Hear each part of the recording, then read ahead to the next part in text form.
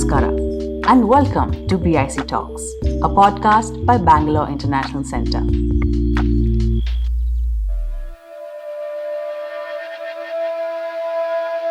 Charavana, Sanskrit poetry is called Charavana.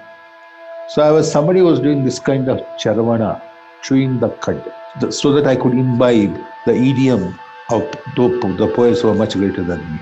So in that sense, I became an initiate into poetry through them. We have to grow out of our own milieus, and ultimately, in this sense, I believe in Vishwamanava, not in declaring I am a Vishwamanava. We should belong somewhere at the same time. We should belong everywhere. That was poet and playwright H.S. Shivaprakash giving us a glimpse into his poetic process.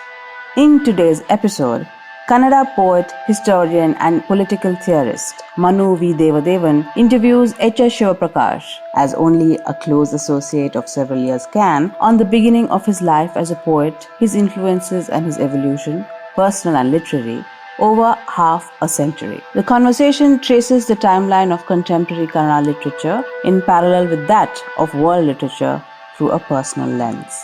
The speakers delve into what makes the experience of a poem or a play different from that of a novel. Touching upon his childhood in Bangalore of the 60s to his life as a traveller, this session is a glimpse into the making of one of the most present and influential voices in Kannada literature.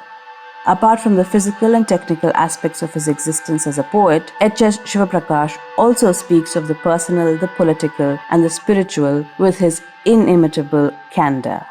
Thank you, Lekha, and hello, Professor Shivaprakash. Welcome to this podcast, which the Bangalore International Centre is organizing today. We haven't met for nearly 2 years now. The last time I met you was in April 2019. When Professor Srinivas Murthy was staying with you in Delhi. But we have been speaking to each other at fairly regular intervals. So nice to have another round of conversation with you today. Yes. You became a writer, an iconic writer, I should say.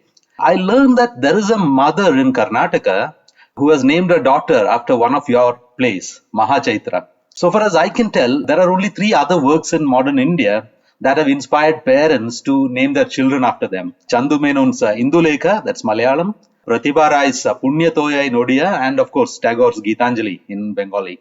I want to ask you the obvious question, how did you become a writer? But before that, I have something else to ask. What would you have been if you had not become a writer? And what was your ambition as a young boy growing up in Bangalore? As a young boy, my ambition was to become several things. One of them was to be a veterinary doctor, or a geologist, or an internationally acclaimed wrestler.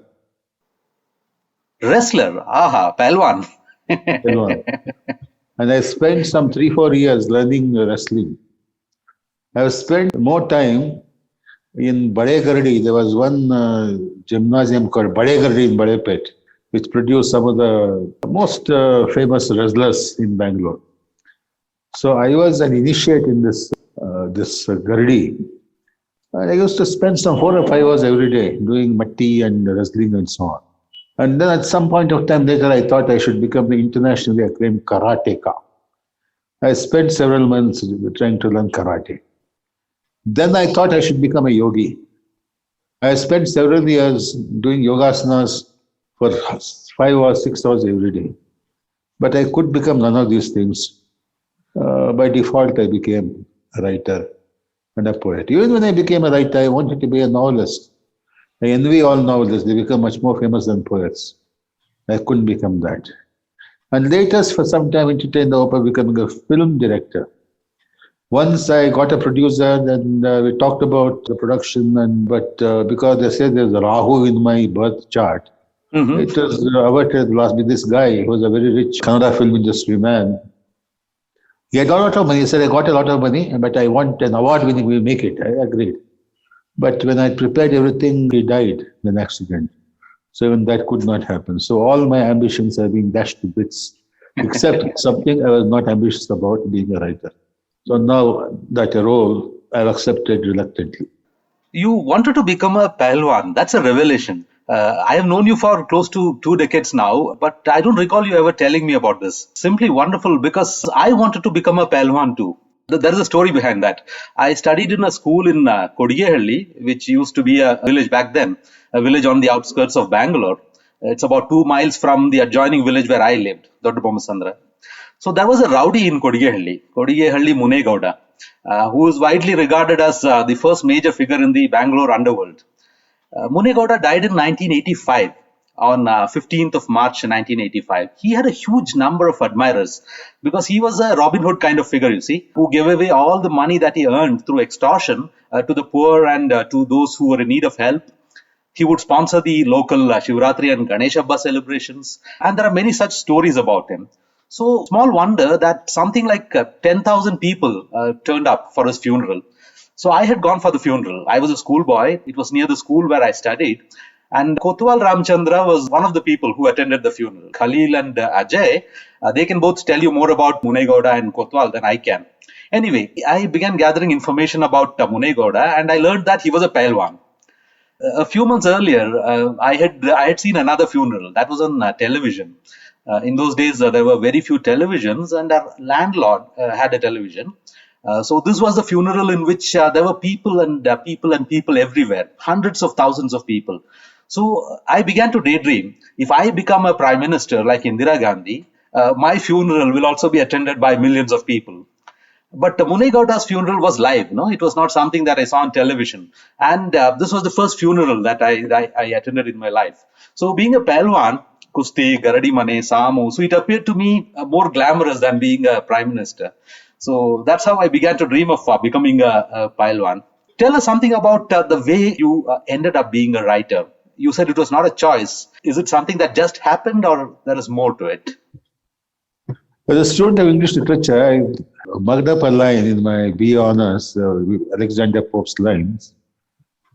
I lisped in numbers for numbers came. So I never wanted to write poetry. My father was a scholar but a very bad poet. But somehow when I was in primary school, one day I saw a peacock for the first time. Some showman brought a peacock and some kind of beggar, and we children loved it because we would never see a peacock in our environment where I was brought up, in the Rangaswamy Temple Street in the heart of the city. So the peacock was a representative of a dream world for us. Later I ended up writing a poem on the peacock. So then I wrote something about the peacock poem. And then I showed it to my father and he corrected it and he destroyed mine. Because he couldn't kill the peacock, he killed my poem.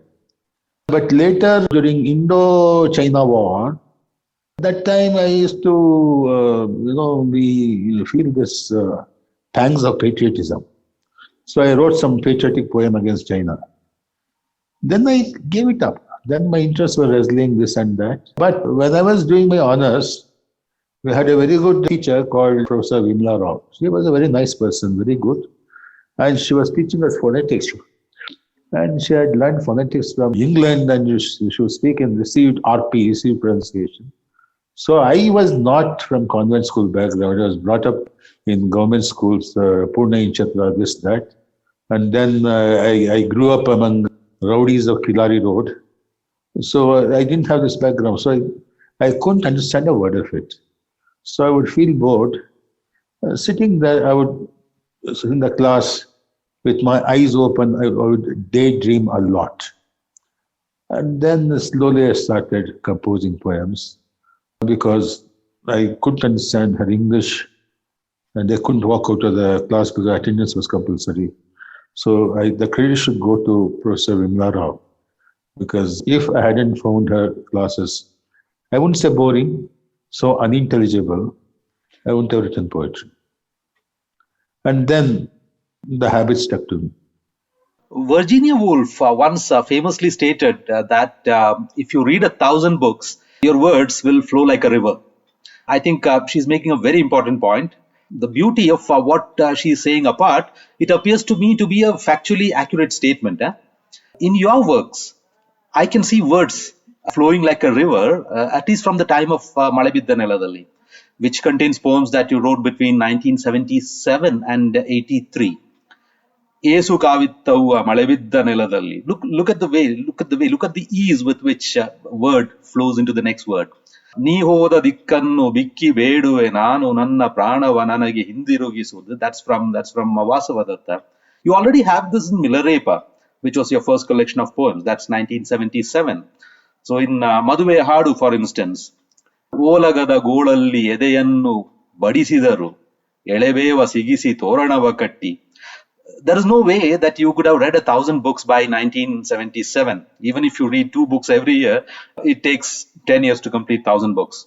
How is it then that your words flow like a river? I was brought up in an atmosphere where I listened to a lot of Carnatic music, Hindustani music, and the musicians who frequented my house were great practitioners like B. Devendrappa, and then this Mannappa Bhagavata, masters of Carnatic music, and then Hindustani with Basavaraj Rajguru, and so on. Several others there were. And most often they would sing compositions of Bhakti saints. And then because I was born in Virashaiva family, I used to read Vachanas. It was very much in the atmosphere. I read a lot of Vachanas. And then at some point I wanted to become a monk in Ramakrishna Ashram. So during my PUC days, I used to go and sit in Ramakrishna, listening to all the bhajans, which included songs by Tagore, Qazi Nazrullah Islam, and Kamalakant Chakrabarti, Ram Prasad Singh, which was also very great poetry. So I had imbibed these poets who were masters of idiom in their own languages. I said imbibed, not read. So it got deep into me. And it's a kind of influence which was unconscious. So it's got deep into my soul, and because of that, I was able to write the kind of lines I wrote. Not because I was very well read. Even today, there are many poets in Kannada who are much better than me, but they don't write this kind of poetry. So a poet doesn't need to read. And I knew my Guru Gopal Krishna Diga, whom he of course dismissed as a third-rate poet. But I learned a lot from him. He was not a very well-read person. But whatever he had read, he would read, he would chew the cud. He would reflect on it. Like somebody who eats a pan and keeps it in the mouth, sucks the juice.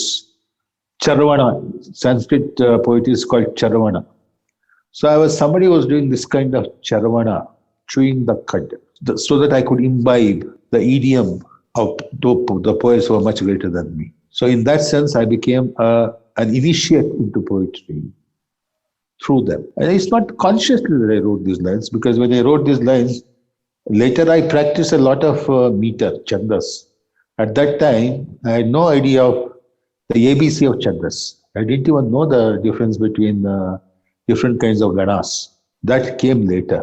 But it is the unconscious influences that destiny exposed me to in my formative years that was responsible for such lines. Now, you've been writing poetry in Kannada for almost 50 years now, and you wrote your first play, Mahachaitra, in 1984, I guess. Correct me if I'm wrong. It was published in 1986.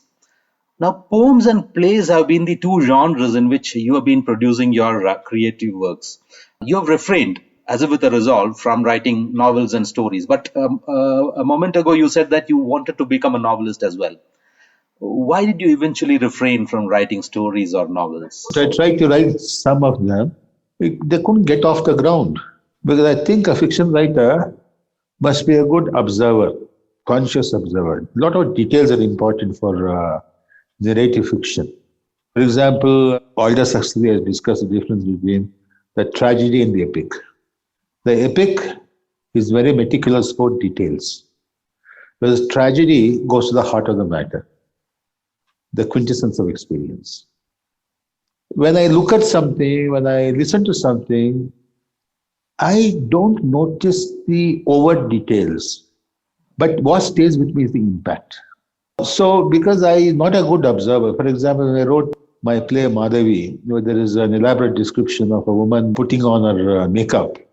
One woman poet, whom I don't want to name, a friend of mine, she said, "Sir, when we look at you, we don't see you observing girls, But how could you be so meticulous about the details of makeup? I don't know where it came from. I never thought about it. It came from somewhere. Because when I remember one sentence from Boris Pasternak's Dr. Zhivago in the novel, not in the movie, where Zhivago in his writing, there's some poems that Boris Pasternak wrote and ascribed to Dr. Zhivago, the fictional character. Zhivago says when he was writing his poems, he was listening to the voices of his ancestors from within. It's like mediumistic writing. So sometimes I feel the same way. It comes from somewhere, I don't know. And maybe if I know, I become very analytical and poetry may stop. So that's why T.S. Eliot said, a good poet knows where to be conscious, where to be unconscious. The difference between a good poet and a bad poet, the bad poet tends to be conscious where he should be unconscious, and tends to be unconscious where he needs to be conscious. So there are certain things I let them happen unconsciously, flow into my consciousness.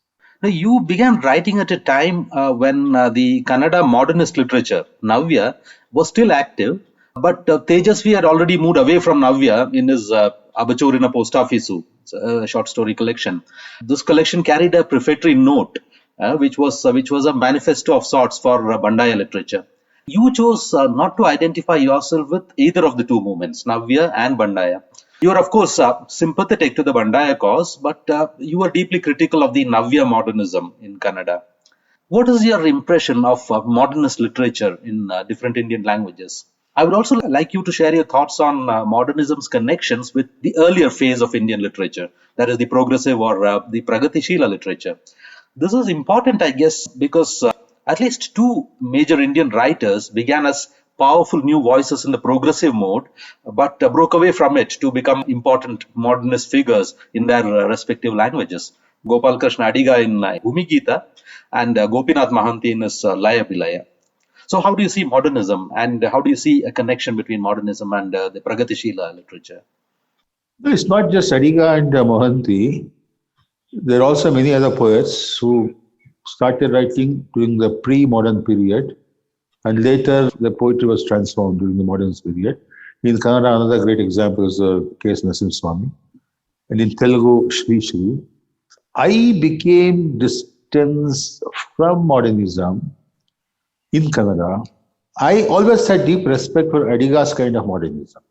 It was a kind of traditional modernism, like T.S. Eliot's traditional modernism. Now I moved away from that point of view also at that time. Whereas the cynicism of modern Kannada writers, or their shallow understanding on their part of pre-modern Kannada literature, was something that I found revolting.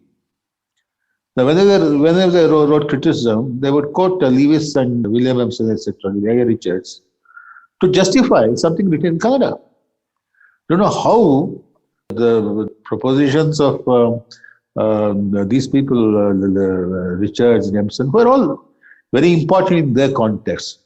How was it valid in our context? This kind of interpolation I found unjustified. And moreover, I have a strong feeling that when an important poet writes, the dead poets speak through him. Poetry in any language is like the echo chamber. It gathers the best from the past and it renews it. So a great poet is not a repeater.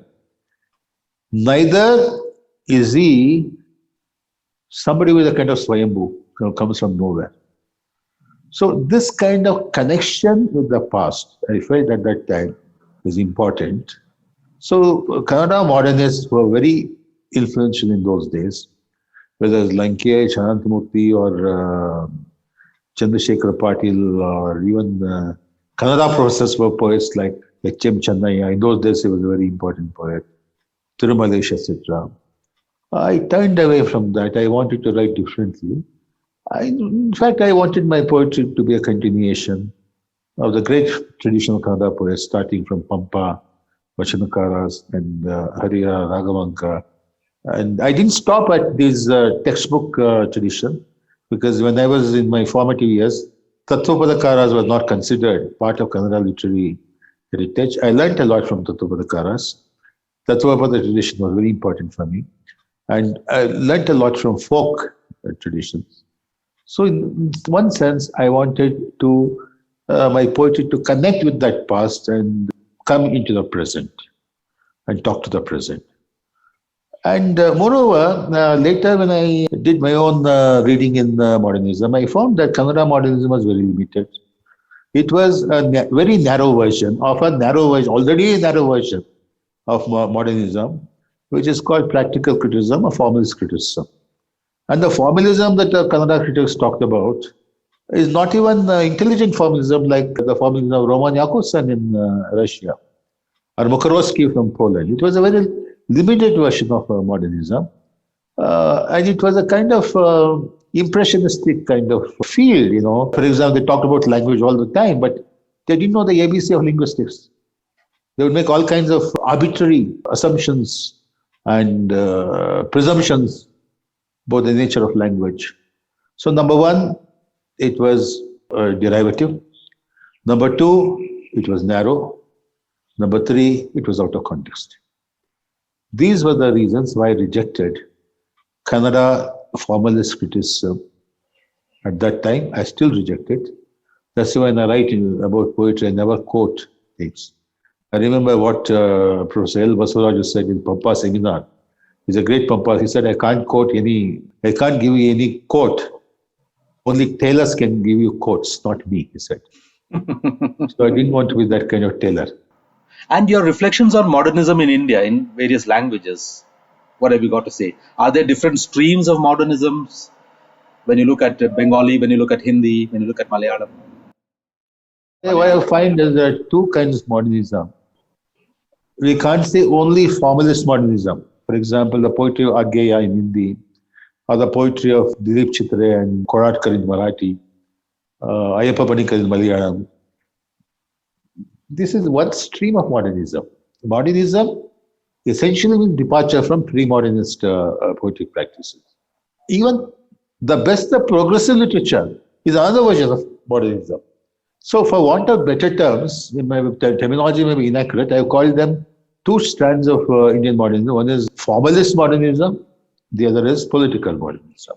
The political modernism believed in the utopian vision derived from Marxism or socialism. The formalist modernism was inspired by mostly agnostic and skeptical worldviews. These are two kinds of modernism. It's not always either or, it's more or less. For example, the great poet like Telugu, like Sri Sri, was both a formalist innovator and also he was a political modernist. He's one of the greatest revolutionary poets of India. And the same thing can be said of Mukti Bodh in Hindi. Adigar, to start with, was political modernist. He became a formalist modernist.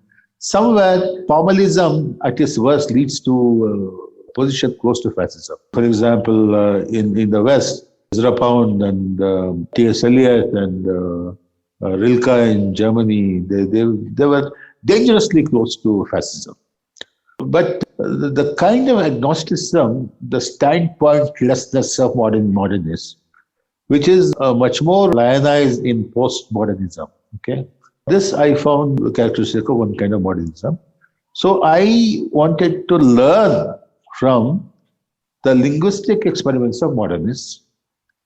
I had to learn a few lessons from the political modernists, but I wanted to weave them into a new fabric of my own, which I derived from the pre-modernist traditions, some of which I found relevant even in my context.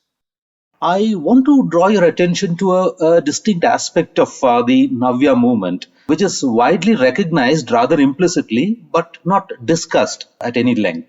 This is Navya's concern for the question of gender, especially gender in relation to sexuality. But sexuality in U.R. Ananthamurthy or P. Lankesh, Chandrasekhar Kambara or Shantinath Desai is mostly male sexuality. How does this change with the work of writers in your generation?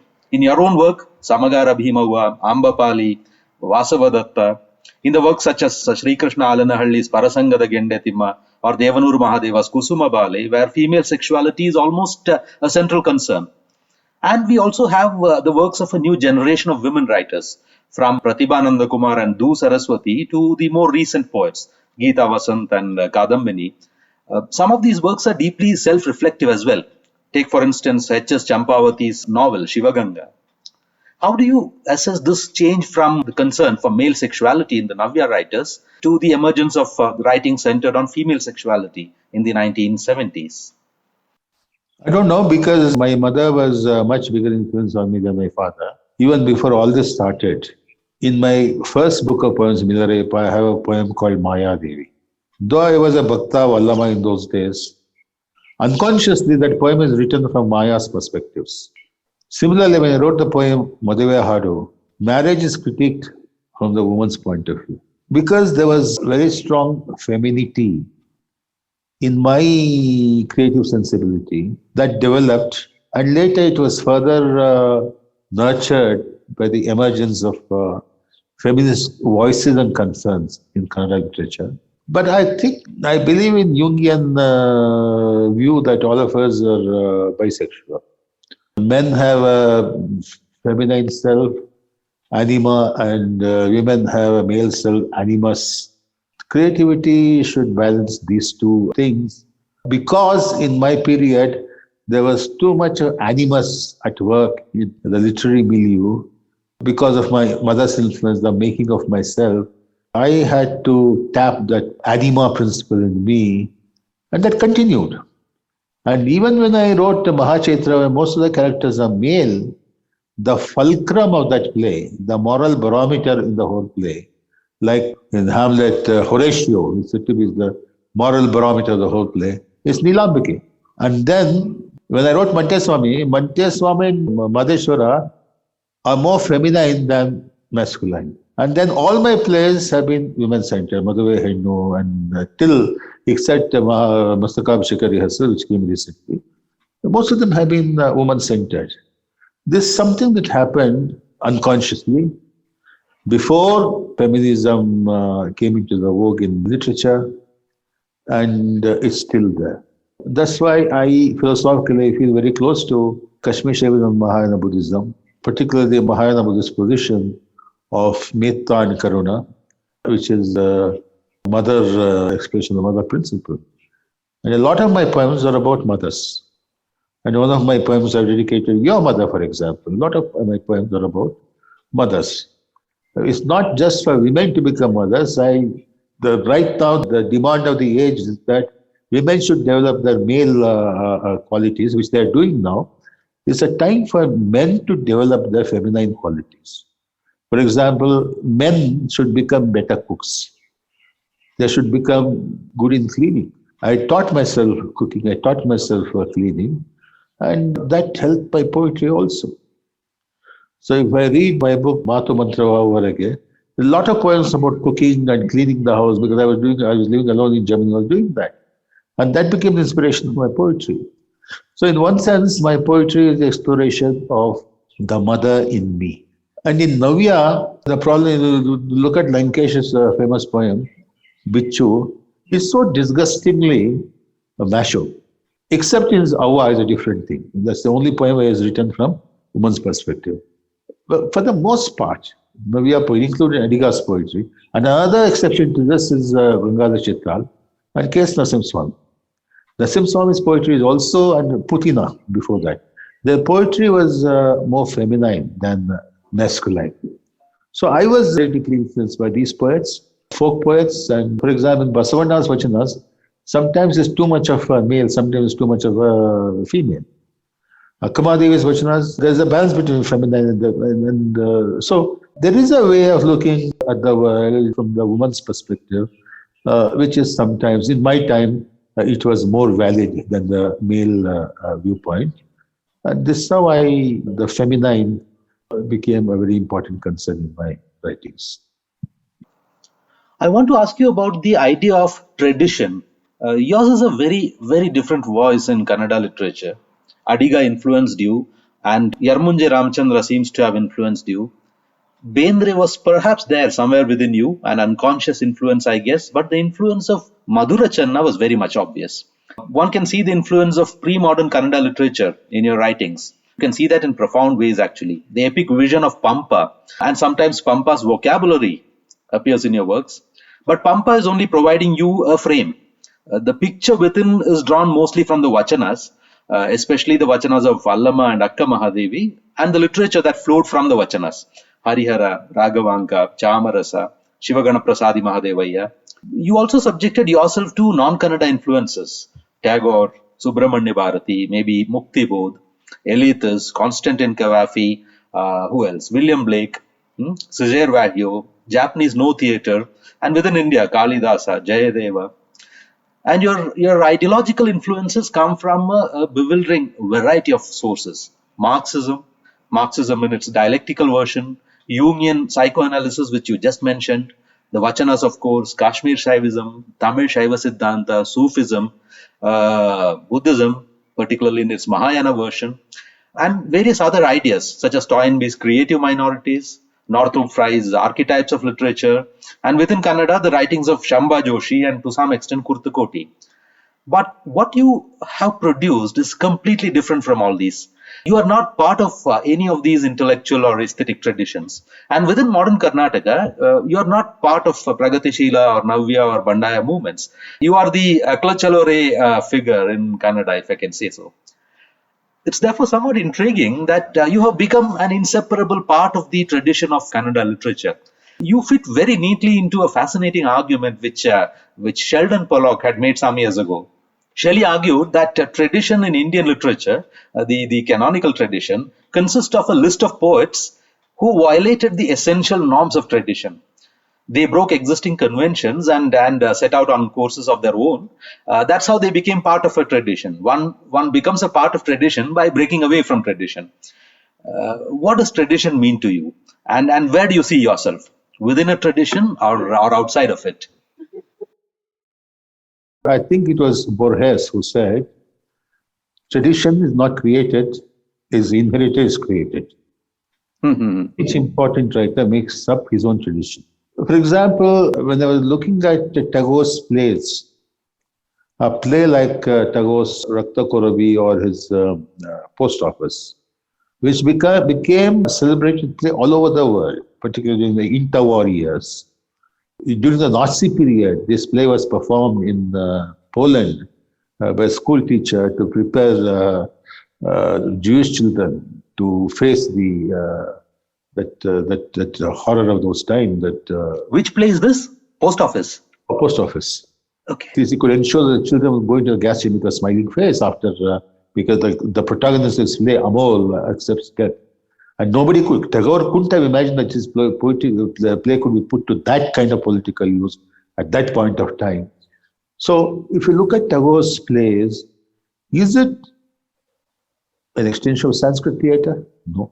He's very well read in Kalidasa, and his formative years, he was so deeply influenced by Megha Sambhavisha, etc. And his essay and Shakuntalam was so brilliant. And he was deeply influenced by the Vaishnava tradition and by Baul tradition. But his extension, no. He is deeply influenced by Vedanta, by Upanishad, extension, no. He was also influenced by Western writers, but he's read a lot of Shakespeare. He knew Shakespeare, but you don't see Shakespeare in the way he makes up his plays. He created his own tradition. I respect Tagore for that. And after Tagore, Bengali writers, none of them was able to create her own tradition. They followed some tradition of borrowed Western tradition. So, if you look at Kalidasa also, in the Madhavikagnimittra, it says, Purana Mitte Nacharo. If something is great, not great just because it's sold, something is not great just because it's new. Santan Parikshantaram Bhajante. Wise people first experience and then decide, and the fools, go by the hearsay. So a poet should have this kind of, he should be creative in everything, and he has to be creative in his relationship to the tradition. For example, Adiga's version of tradition, what was it? He called it Ashtraya Parampara, Vedic tradition. He thought that was a tradition. Whereas for K.S. Narasimha Swami, this Ashtraya tradition has nothing to do with his poetry. Though he was a Brahmin by caste, He had nothing to do with Vedic tradition. He had those elements from the feminine elements of our folk worldviews, which is not the mainstream Hindu worldview. So everybody has to selects what he wants from the tradition. He's free to do that. But ultimately, it has to be tested in the touchstone of the present. Does it work in the present? Has it create some new meanings now at the time of writing it? Or does it have some significance for the present and also for the posterity? So this is how I view tradition. The tradition is not heritage that I inherit passively. It's something I learn from the past and I make it my own. So this is how I approach tradition. I made my own tradition. I was born in a Virashaiva family, but I don't consider myself a Virashaiva now by conviction. I'm more follower of Kashmir Shaivism, particularly Spanda school of Kashmir Shaivism. But I've also learned a lot from my practice of Buddhist meditation, reading of Buddhist scriptures, Jaina scriptures, and Sufi poetry, and my training as a Sufi master. So all this has flown into me. Ultimately, I think all traditions are syncretic. There are no monolithic traditions. Only fascists believe in monolithic traditions. Like some Lingayats today, they say that Basavanna created the Basavadharma. When I went to Dharma, when they're giving a lecture, and somebody said, Basavanna created this Basavadharma, established this Basavadharma. I said, show me one Vachana where Basavanna talks about Basavadharma. He never said, I created Dharma. And Buddha, did Buddha ever declare that I have created a new Dharma? Buddha said, Ariyatanga Maggo. Ariya means ancient one. There's something the ancient one, people have forgotten. There's Dhamma Chakra Pavatan Sutta. This motion of Dhamma, Chakra, wheel of Dhamma has stopped. And I've set it in motion again. So nobody in India claimed to have established a new faith. At best, there may be pioneers of different sects. So this whole notion of establishing a religion is really into Indian traditions that I can understand. But somehow, today some people believe that just because Judaic tradition, they have an identifiable prophet, identifiable book of a religion, we should have it.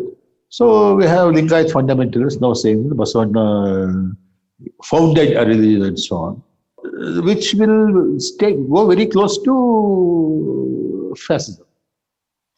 And you see it happening at the moment. See, there are three categories of people towards whom I was always attracted, and that's because of three very powerful influences in my childhood. The Pahalwan, come history sheeter, come philanthropist, the Robin Hood kind of character. That's number one. Number two, the mystic, by which I mean people who are into Adhyatma, such as Ramana Maharshi or Siddharudha or Nisargadatta Maharaj or Anandamayima, not the Baba that you see on Asta TV. Number three, the writer, person of letters, either an intellectual who is doing academic writing or a creative writer. And I've always wondered if it is possible for a person to be all three at the same time.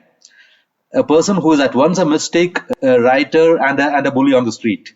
If such a person existed, what would be his or her psychological structure? I have met people who embody two of these attributes, but I have never come across someone who is a three-in-one figure. That's one reason why I am so much drawn towards historical figures such as Kodaikallu Basava and Mante Swami, who are mystics, who are poets, and who are Pahalwans with a band of mercenary troops. I study their lives and works. I do it again and again. Kodaikallu Basava and Mante Swami have had a profound influence on your imagination as well. How did this fascination for these two figures begin?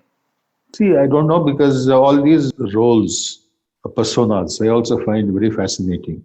That's why I pursued them at different points of my life. There was a time I was a full-time Gardi man, physical culture, practicing this sit-ups and dands and matti, etc. Practicing yoga for 2-3 hours in the evening.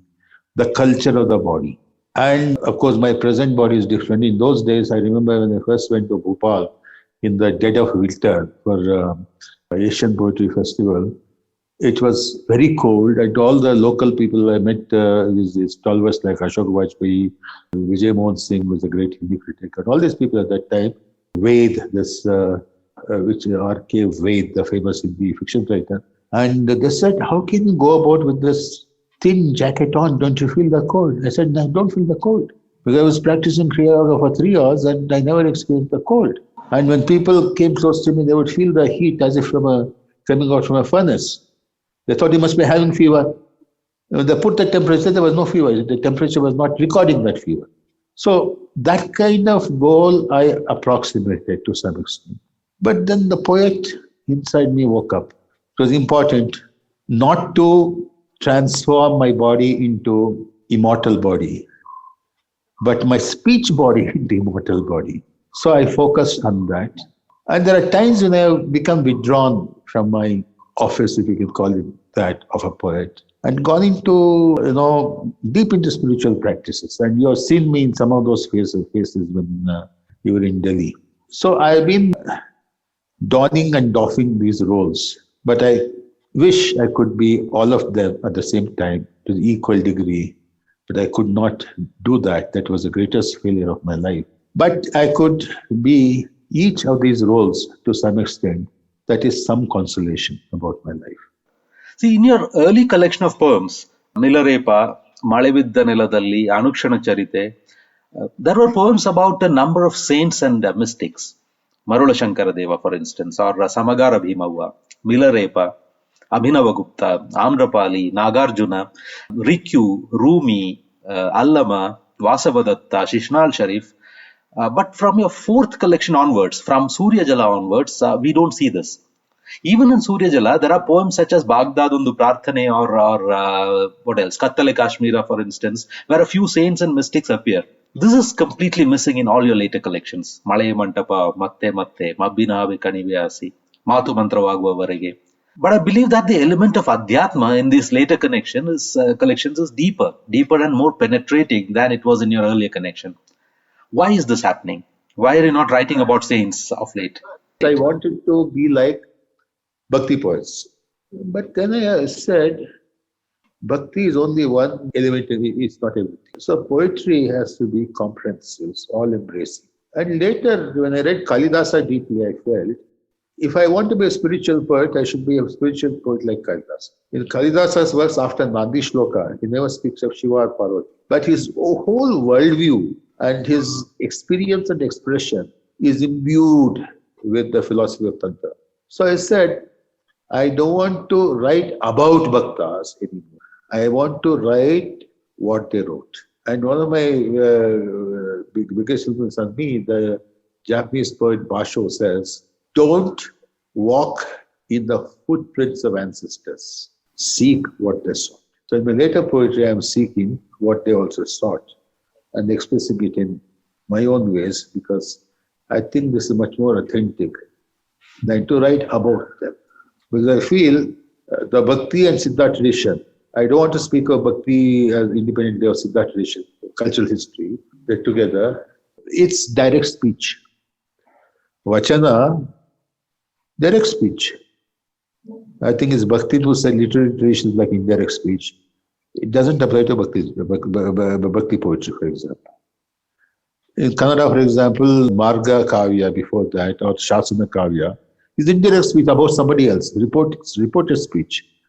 Whereas Vachana is talking directly to people, directly to God, directly to living things, non-living things. Veda Purushera, ನೀವು ವೇದಸದ ಕೆಟ್ಟಿರಲ್ಲ, ಪುರಾಣ ಪುರುಷರ ನೀವು ಪೂರೈಸದ ಕೆಟ್ಟಿರ, ಆಗಮ ಪುರುಷರ ನೀವು ಅರಿಯಲಾರದ ಕೆಟ್ಟಿರಲ್ಲ. Addressing people directly.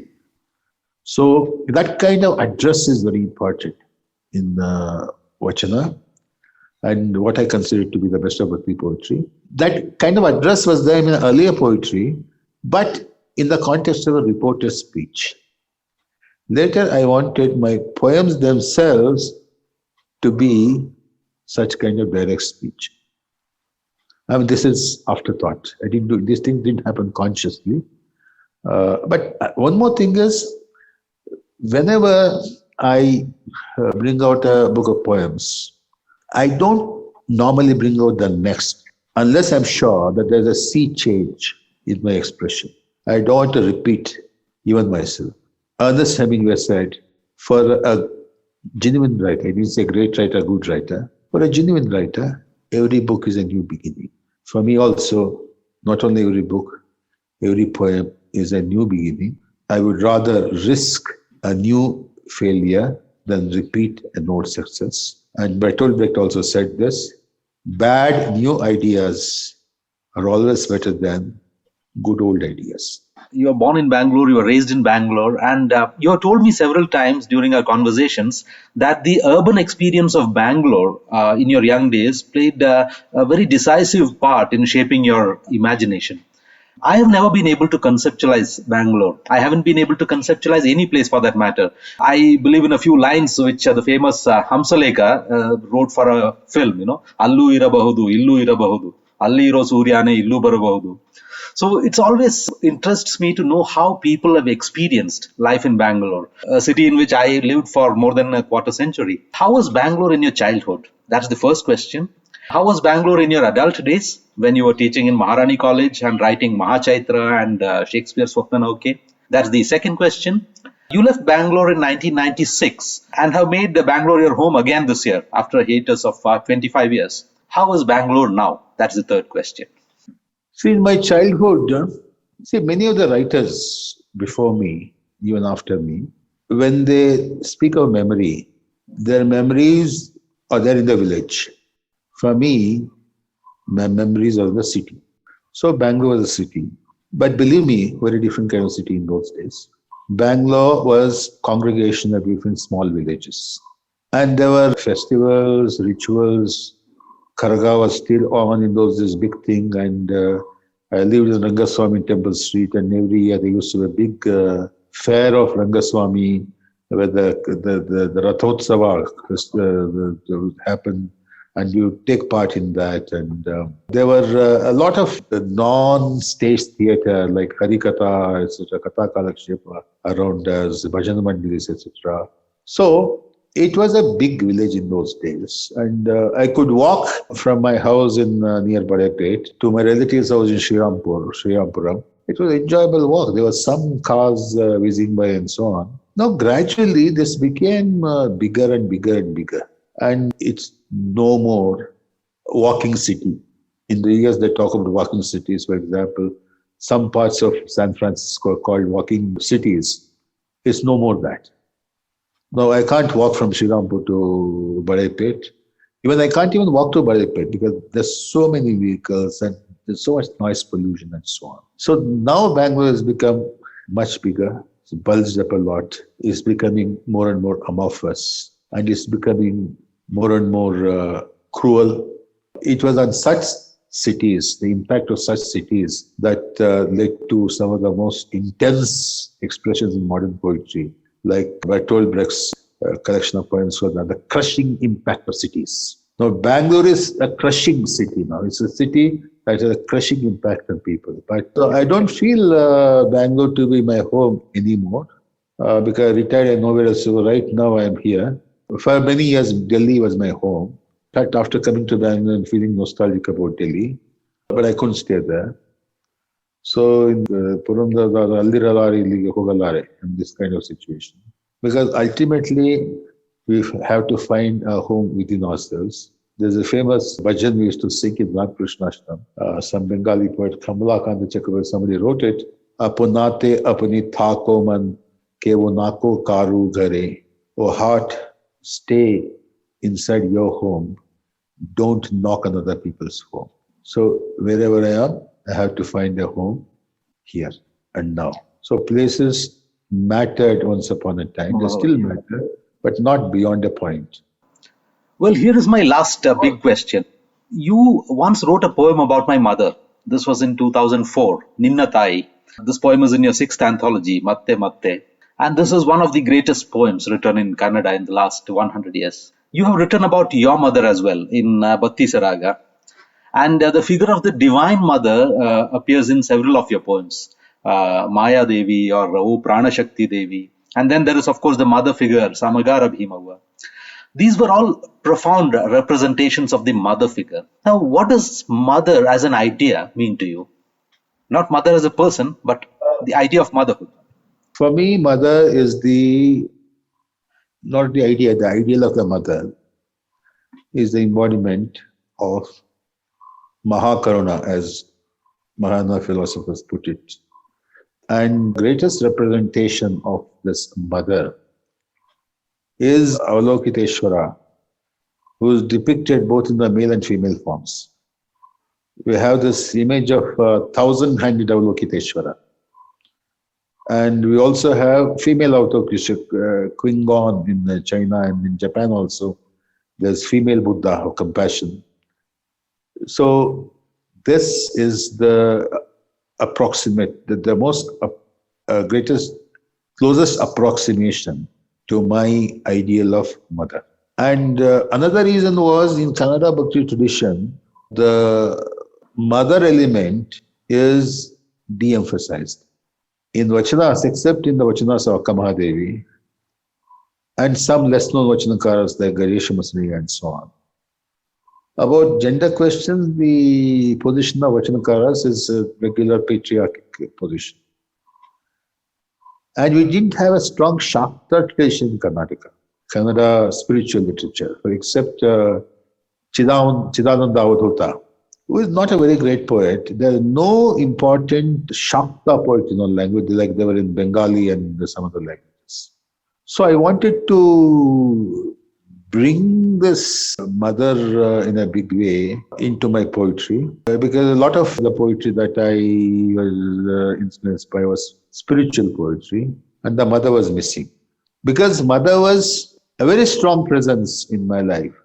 Even though my mother passed away when I was 16, I am looking for mothers everywhere, and most often I get disappointed. In one of the poems I wrote at some point of time, I don't know which book it was, after this, in Surya Jala, I think.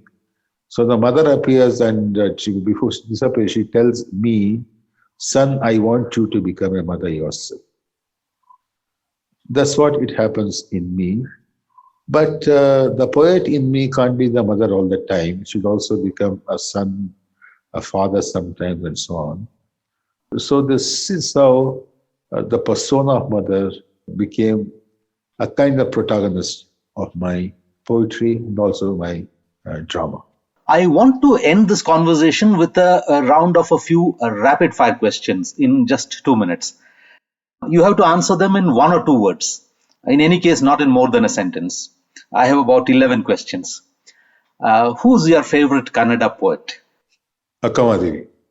Who's your favorite Kannada playwright? Kuvempu.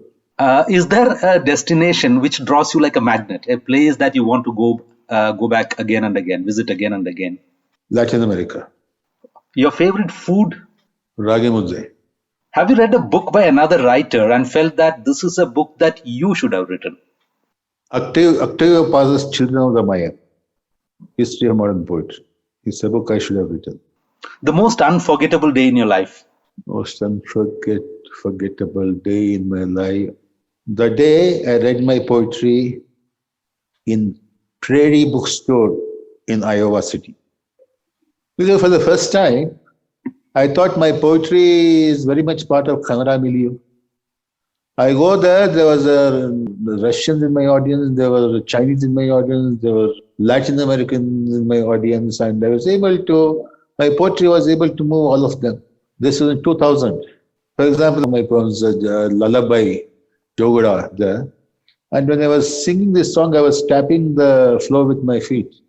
And one black girl, a US-born black girl, asked me, "Why did you do that?" Didn't know what to answer. Suddenly I got this idea. I not thought about it, that this question would come. I said, well, I think because I never thought, but now, because you asked the question, what is the unit of meter? I said. She said, feet. So the whole concept of meter came from tapping the floor with your feet. So I am taking the poetry to those primitive roots. So I could have engaged people from different cultures in a dialogue. That happened for the first time. It was a great opening. We have to grow out of our own milieus, and ultimately, in this sense, I believe in Vishwamanava, not in declaring I am a Vishwamanava. We should belong somewhere at the same time. We should belong everywhere. Now, most people on earth, I believe, are intellectually challenged, and that's why they believe in love. Are you one of them? What to say? It's something we have to believe in even if we don't get it. It's like truth. We don't get it, but it's something we are always seeking everywhere. Like God or truth or whatever, or freedom. These are some of the values which we have glimpses of in our actual experience. But all of us looking for them in different ways. As Bendra put it in his introduction to the Transcendental Meghaduta, ಒಂದೇ ಸತ್ಯವನ್ನು ಎಲ್ಲ ಅರಸುವರು ಭಿನ್ನದೇಯಾಗಿ ಯಾರೋ ಯೋಗದಲ್ಲಿ ಯಾರೋ ಭೋಗದಲ್ಲಿ ಯಾರೋ ರೋಗಿಯಾಗಿ. Who, in your estimation, is the greatest writer that ever walked on earth? I wouldn't say one, three. Undoubtedly Dostoevsky, August Strindberg, yeah. Akamahadev. Supposing that you believe in rebirth, would you like to be born again? I don't believe in rebirth. It's a beautiful myth. Once Nisargadatta Maharaj was asked, do you believe in reincarnation? He said, no. Scriptures have not experienced it. Neither have I.